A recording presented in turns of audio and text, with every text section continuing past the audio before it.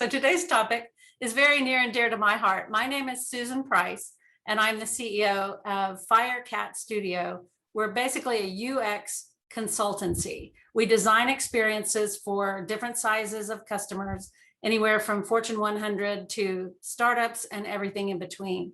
When I say design experiences, we do web design, email design, social media strategy, product strategy, innovation, all kinds of fun stuff like that. But we also design and host websites.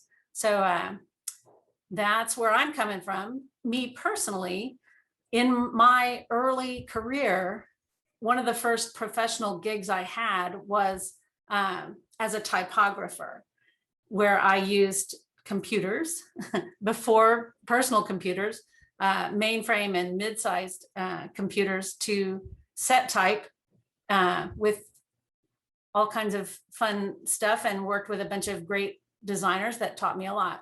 I want to say up front, I am not a visual designer. So Firecat Studio, we host these events every first Friday of the month, and I invite you to check out our YouTube channel where all the previous sessions, most of them are posted there.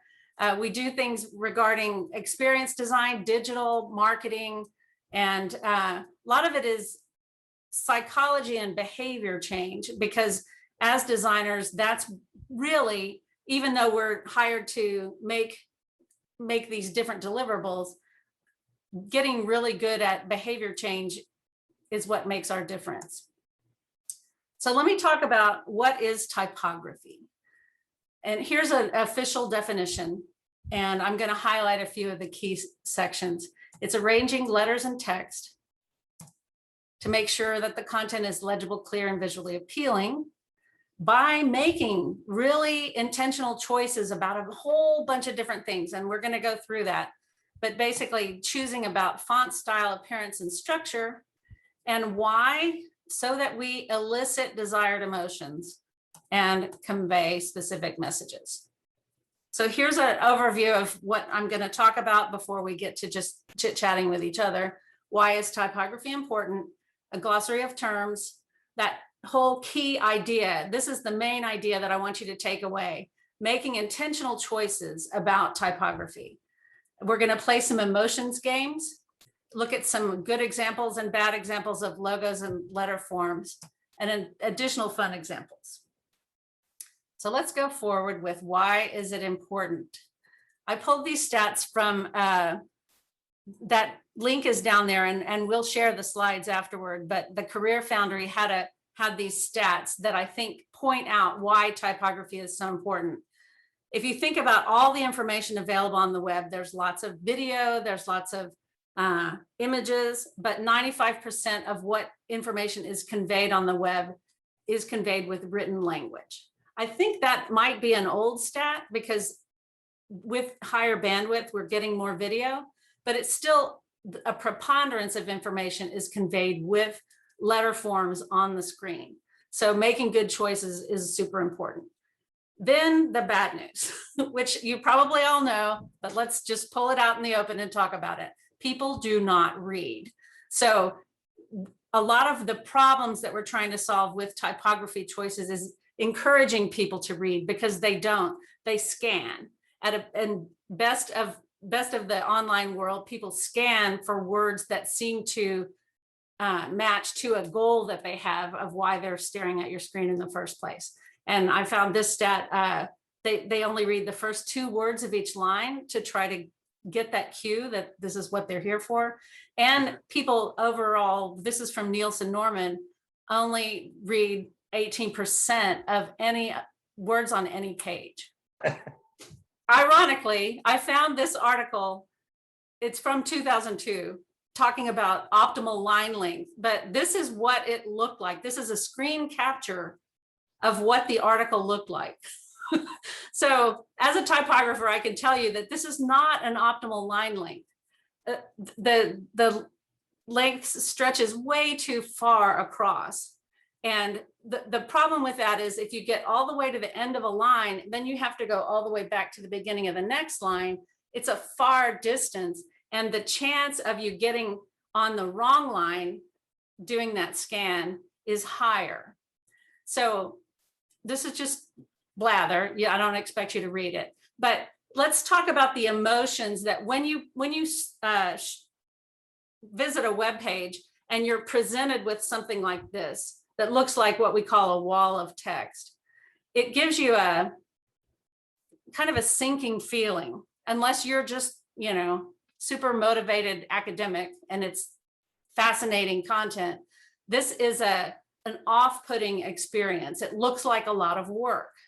So I've applied my typography standards to try to do several things. So this is me just with a couple of minutes trying to pull out some of the words so that people could scan for meaning. If you're looking for optimal line length, you're looking for optimal line length. So rather than make them read the whole thing, let's pull those out. And then the people that really care about how they arrived at those numbers might read the whole article. But we have a better chance of them reading the article if we break it up, break up the paragraphs, put in some subheadings and these call outs. All right. Next, let's go to some of the terms that are used to describe different parts of typography. This very likely is remedial for some of you. Apologies in advance, but I didn't want to assume that people who attended knew these terms. So I'll go through them quickly. A typeface or a type family is a collection of fonts.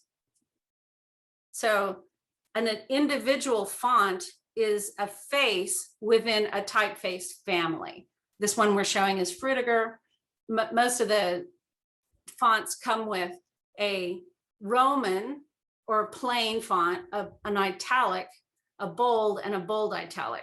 But your more popular fonts come with a variety of weights. So light is a lightweight and extra black is the heaviest weight. There's also condensed and extended fonts so that they set real tight or they set loosely. But this is the typeface is the family and then a font within that. Next, you may have heard the terms serif and sans serif. The serifs are these little edges or feet or hooks on the edges of some types of fonts that were built this way so that when we produce them with old style typography, pressing lead forms on paper, the eye had a better chance of distinguishing between letters. And the word sans serif, sans is Latin for without. So it just means without serifs. So this is a serif font on the top and a sans serif on the bottom. So here's a little bit further example of serifs were said to speed up letter form recognition. I've got a side-by-side here. Think about this, look at these two and tell me whether you think one is much more readable than the other. There's a fair amount of controversy these days that serifs aren't all that much more readable these days, especially because font designers have optimized fonts for screen reading. There are several fonts that are designed for that. But one of the ways that serif helps is illustrated on the bottom. You'll see I have a 1, lowercase I, uppercase I, and an L. So in the serif font, the 1 and the L look almost identical. There's a couple of tiny change differences, but not very many. And in the sans serif, you'll see that it's quite a bit harder to distinguish. Some sans serif, the 1 and the capital I and the L are almost indistinguishable. All right, bonus question. Chime in the chat if you know the answer to this. What is the name of this thing that I've got highlighted here? Chris, can you facilitate that for me?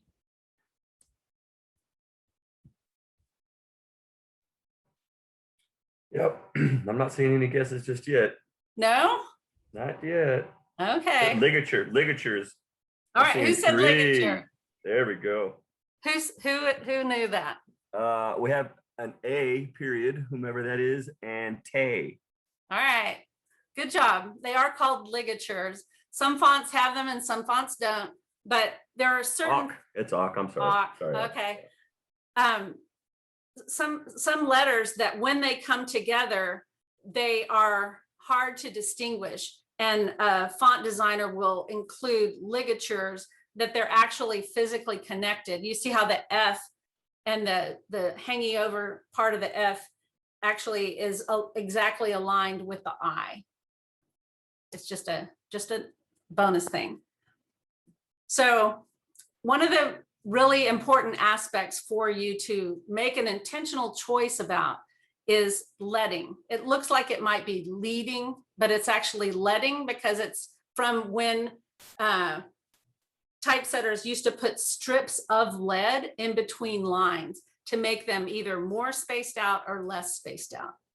So on the top, I've got an example of some text that's at one, it's the leading is set to the, or line height is set to the same as the point size.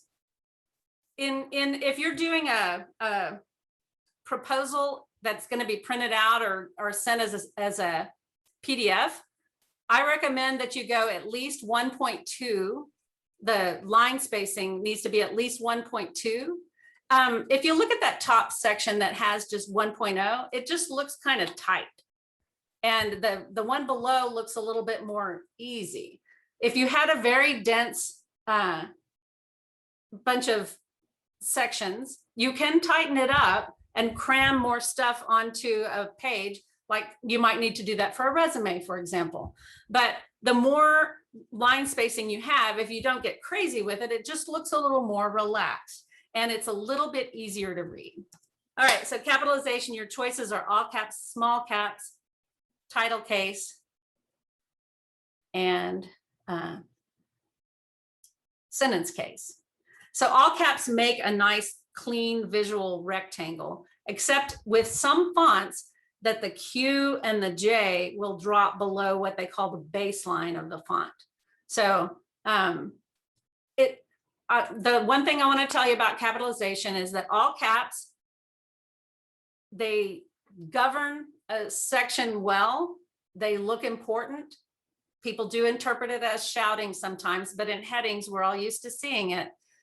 What I would say is you probably need to letter space it a little bit wider, and don't make too much of the text. Like if it's 2 or 3 lines, don't make it all caps. All caps is just harder to read. So it's cleaner, but it's harder to read. All right.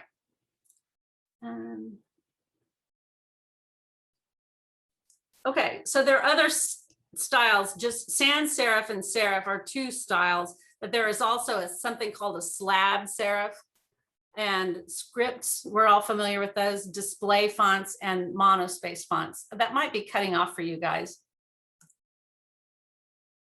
Another choice that we get to make is point size.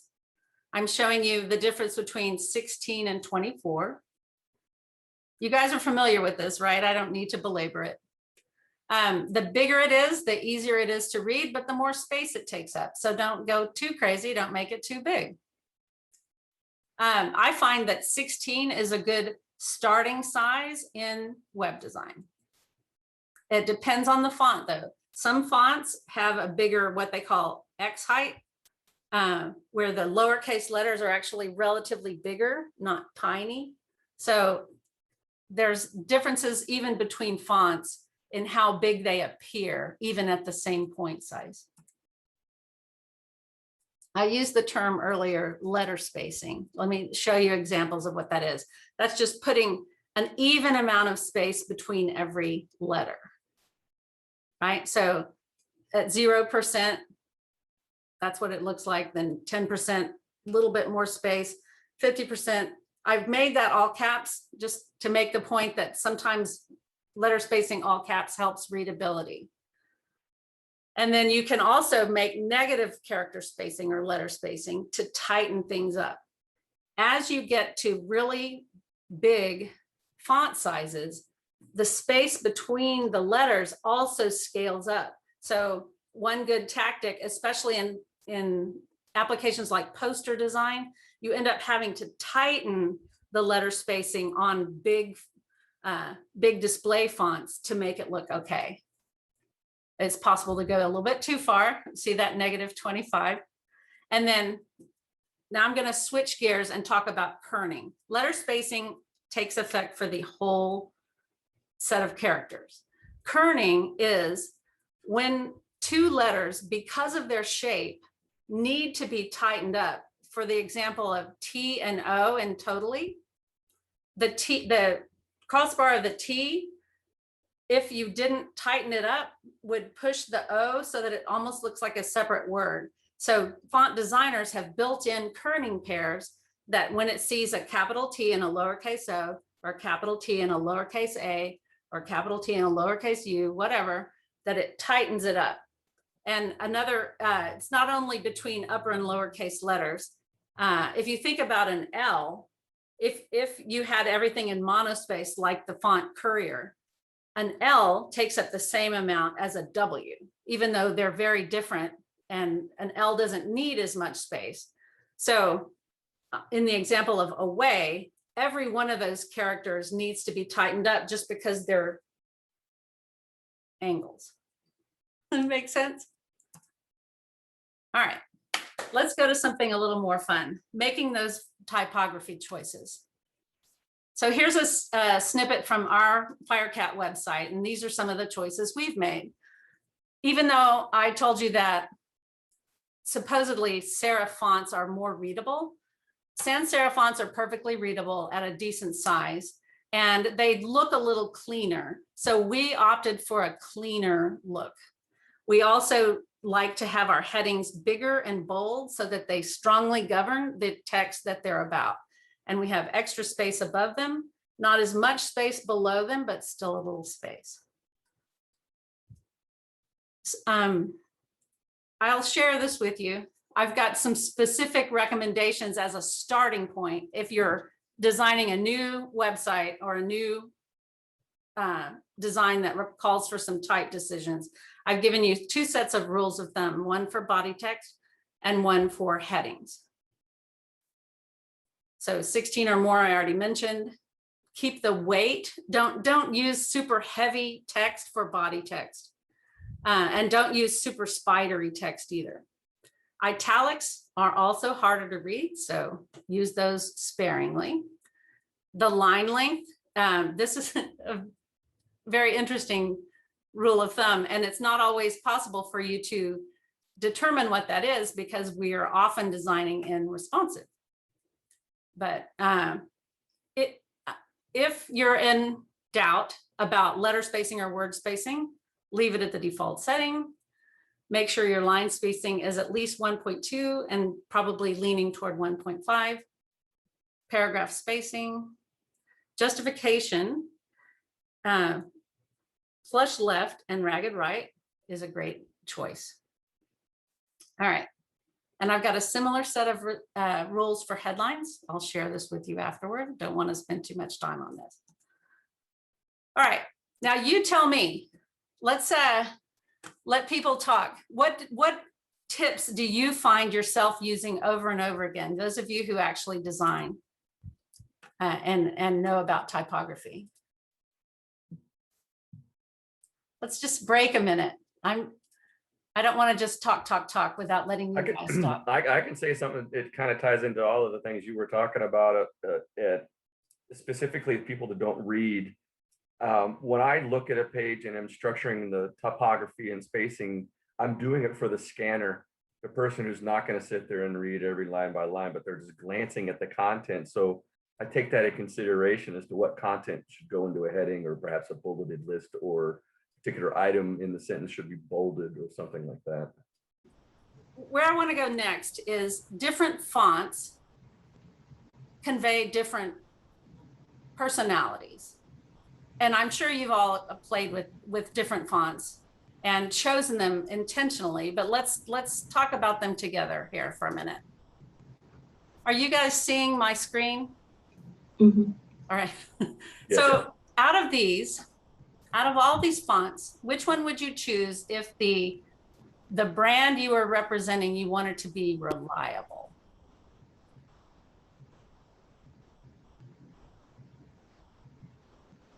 I'd vote for Arial Black or Impact. Yeah, I was thinking probably Arial or even Lato or something like that, since they're kind of tried and true. Maybe a little safe for some people's standards, but Okay, you're doing a great job of explaining. Go ahead. Yeah, explaining your thinking, and thinking out loud is a great technique that we use in usability interviews. I like people to think aloud. In chat, we've got Tay saying Times and Adobe. Lisa noted Times New Roman or Helvetica. And I can't see the whole name here. I think it's Vijar again. Times. We got a Rockwell from Darling. Helvetica New, Katharina. Sorry if I'm butchering these names, my apologies. Judy, of course, Lato looks clean. Yeah. You know. Times New Roman is, a lot of these are built into Microsoft Word, Microsoft's, Office. And so if it's something that you've looked at your entire career, it looks like a safe choice for the most part. I noticed nobody said Lithos. I think that's correct. Lithos is sort of like trying too hard. And nobody said Hobo, which I will confess to you, Hobo is one of my least favorite fonts of all time. Right up next to your favorite Comic Sans. I didn't even use Comic Sans in this presentation. Hobo, to me, I'll ruin it for you. If you already like Hobo, stop your ears, because I think the O's look like toilet seats. All right, let's try a different one, a different brand characteristic. If you wanted to convey powerful, which one would you pick?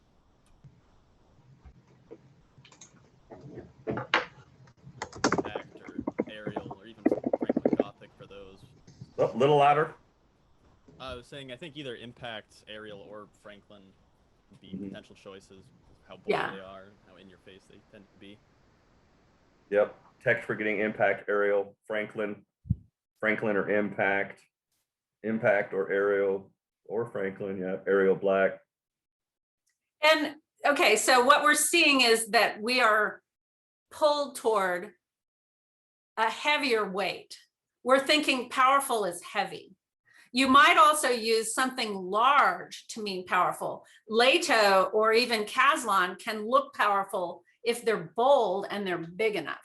So you can also convey power. Any of these, there's multiple ways you can get there, but we're talking about just font choice at this point. But you could use size, you could use color. So a powerful color might be, depending on your culture, red, or dark blue, or, that kind of stuff. Here's a good, Susan, a good point in chat. Tay brings up, like, Hobo could be a quote, like a powerful evil. And I see it. It's got kind of a attitude to it. And there's something else that someone else noted here, Todd, is titles or headers or body text. Are we talking like for a logo here? Or because I think some of my judgment on what I'm seeing here is their actual placement on this page and what they're next to. These are great points. That is a great point. I'm talking more, I guess I was leaning toward using it for a logotype. I've got a logotype section coming up here in a second. Let's go on to another one. Good point. Yep. All right. Which one would you choose if you're trying to convey modern?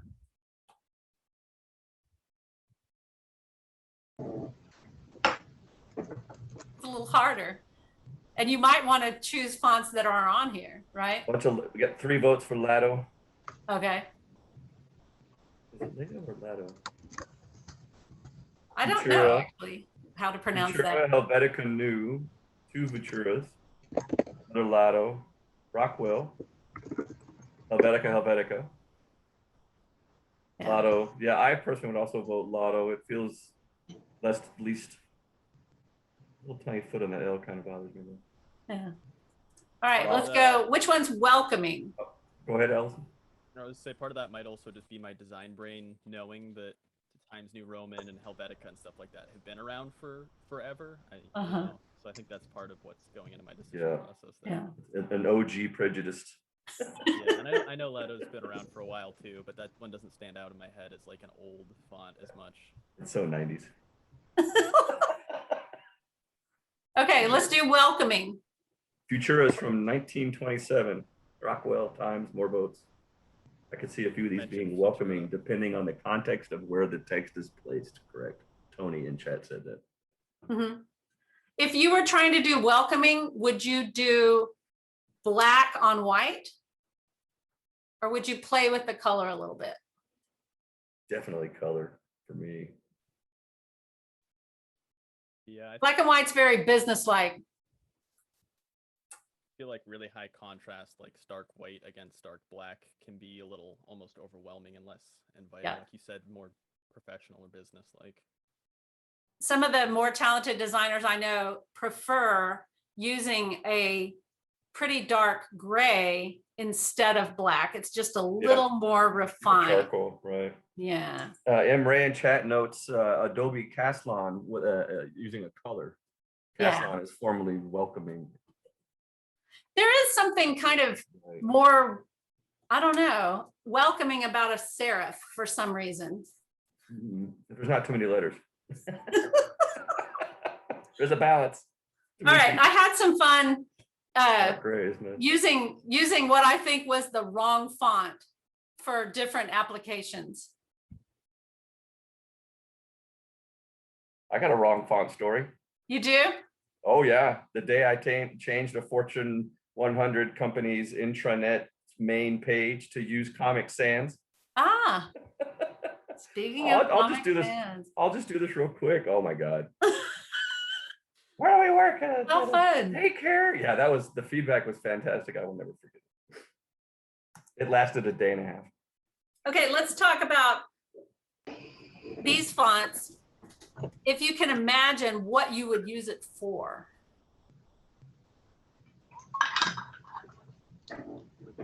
I'll start off because I use Georgia for those big headlines on my slides. And one of the reasons is Georgia was designed for screen display. And I find it, I personally am tired of Times New Roman, and I think it is inelegant. But Georgia has a nice lyrical flow. You might think that's a flight of fancy. Yeah. But I like Georgia a lot, and it has a high X height. So that's the difference between the capital letters and the lowercase letters. They've cheated the lowercase letters bigger. That's part of its secret of being so readable. From chat, we've got the Tay saying marker felt, kindergarten posters, I would agree, and yard sale signs. Lisa, papyrus should be retired. There We've was all a big seen the meme about SNL. papyrus on movie posters. Yeah, the SNL sketch papyrus, the font about papyrus. Oh if my anybody's- God. Oh, that would be a great Forgotten thing to about play that. here. Anybody We'll has have to that? add that. Yeah, if anybody has that URL handy, throw it in the chat. It's the greatest. Very I like using American Typewriter when I'm writing to writers.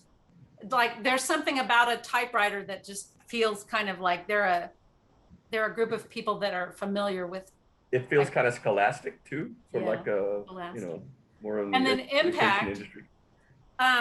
One of the places that I see Impact used to very good effect is because the letters are so big. I'm sure you've seen this where they put a photo or an illustration behind the type and then make the type see-through so that the letters are made out of a pretty image. That's a really common tactic, and you have to have a really big, fat, bold font to pull that off. So that's a place that I like to use Impact. It's a good look. All right. So we weighed in. Anybody have any additional? Monaco for source code in the chat we're getting here, and Yes. Impact being used for wet paint and do not touch signs. That's a good point. And Impact always makes me think of construction or Your mother does not live here. Do your own dishes. I think that's written in red pen. Threat Note. There is actually Threat a Note. font called Threat Note. Oh, fantastic. Yeah. Oh, it's the cutout letters from magazines. Is it that what it is? Yeah. Yeah, everyone's a complete different. That's a good idea. Ransom note would be that one, I guess, not threat note. All right, here's another bonus round. Who knows what that first thing is? An ellipsis. That's an M dash. Looks wider than the N dash. Sorry, I It's shouldn't. an ellipsis. I've got an ellipsis marked, but I'm talking about the one on the first line. Oh, I missed it. Oh, that. It's a dash. In dash. And M dash. M dash. M dash. So It's the wider. in typesetting, so in this font, this is still Georgia. The M dash and the N dash, which the next one down, I didn't mark it, but he lived there from 2010 to 2018. That's actually an N dash, it's slightly shorter, very slightly shorter. M dashes are for the dashes in a word where, you know, it's signaling that that there's a big pause or you're setting off an idea.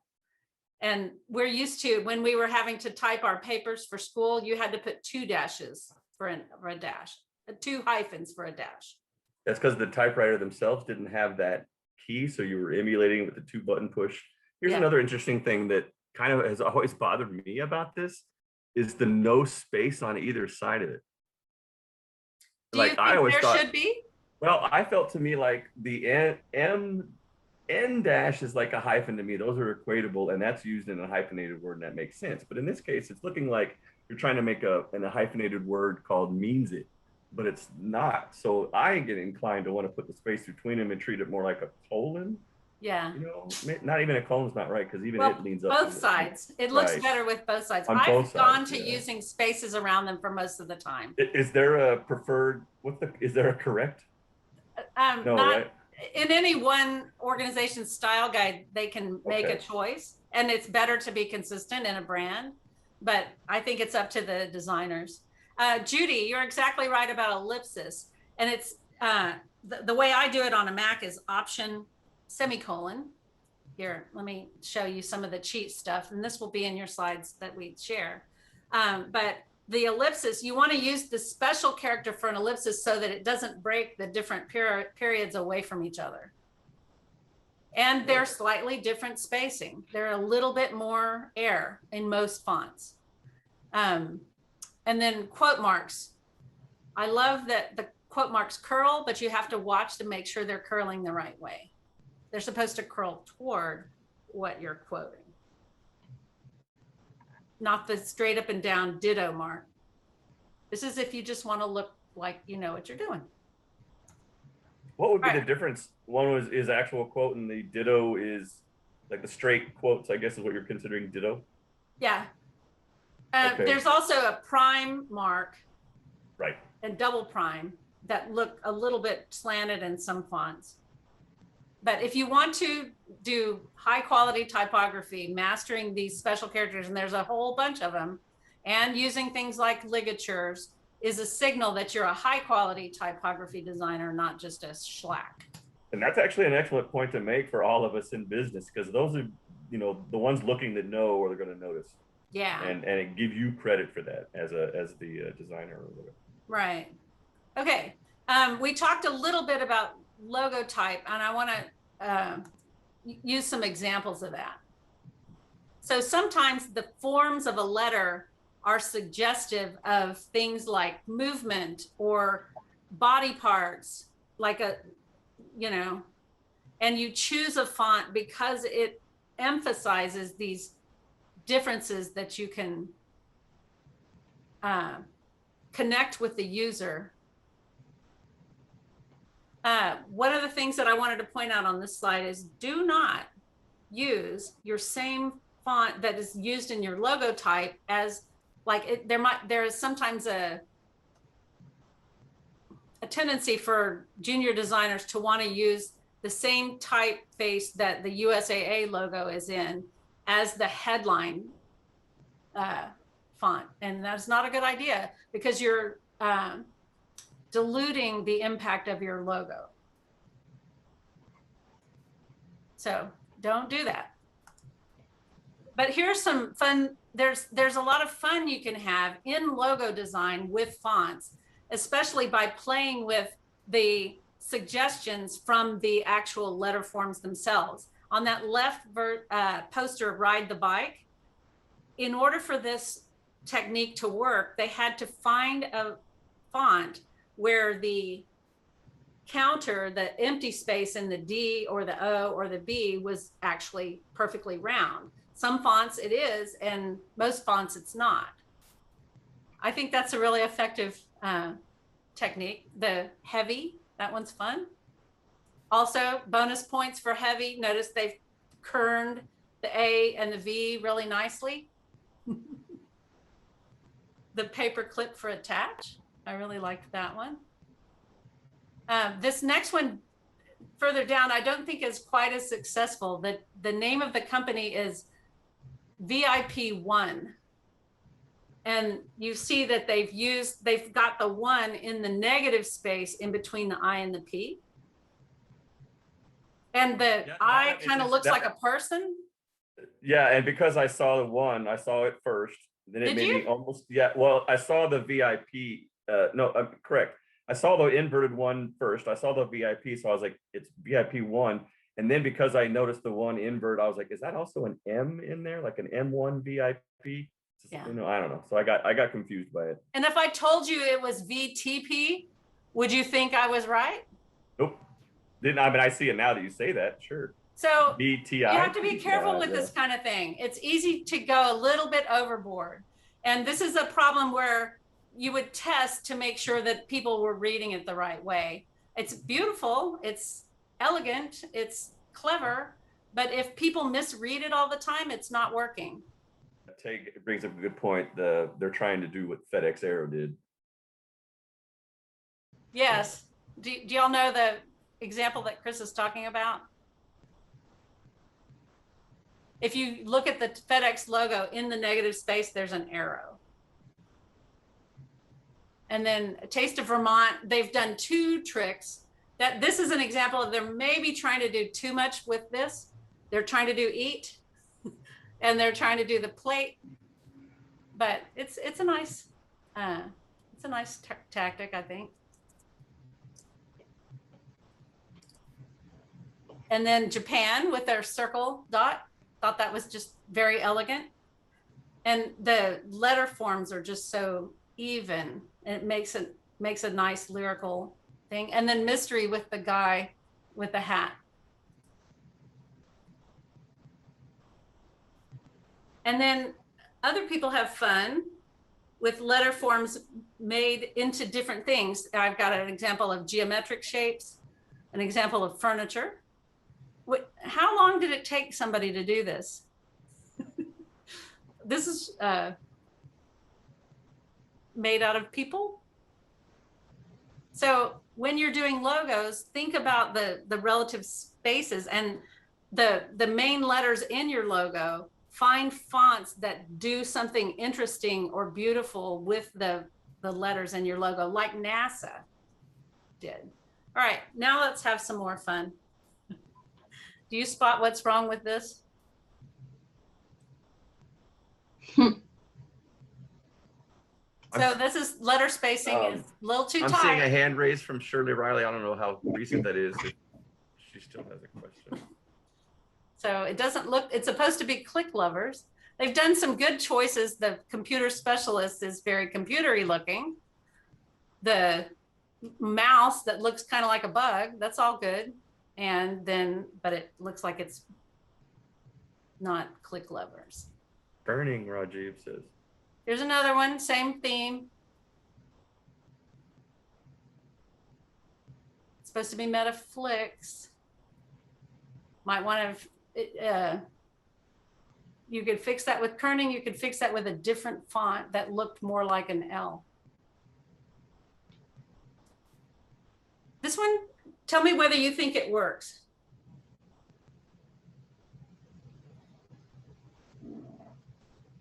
I like it. Yeah. I saw it right off the bat.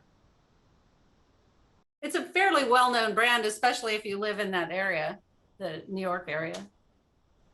So it says the Met, but if you're a person who's not English speaking and you, some people tend, especially in this, you notice how if you squint your eyes and try to see just the negative space, especially down in between the E and the T and Met, it might interfere with your understanding of the letters.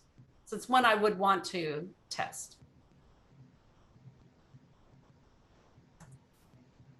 This one, this one was horrifying to me. It was a poor quality image, but it is Fun Clown, and it is a bleeding horror font.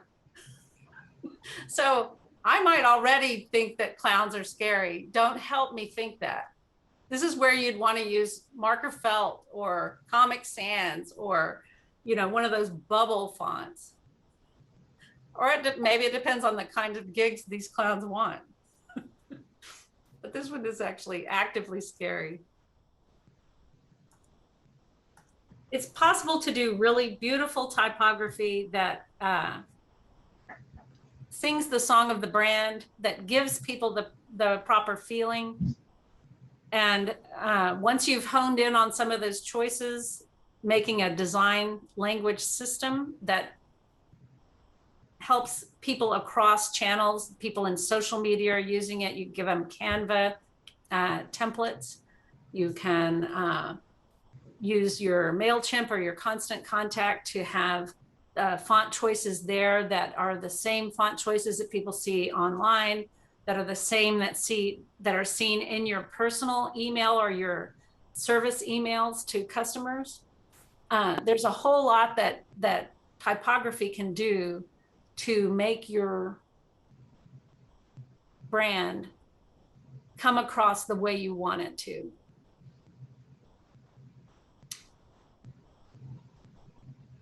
And I hope this session was helpful. We do these every first Friday of the month, and I invite you to follow us in social media, either LinkedIn, Facebook, Instagram, YouTube, or subscribe on the Firecat Studio website.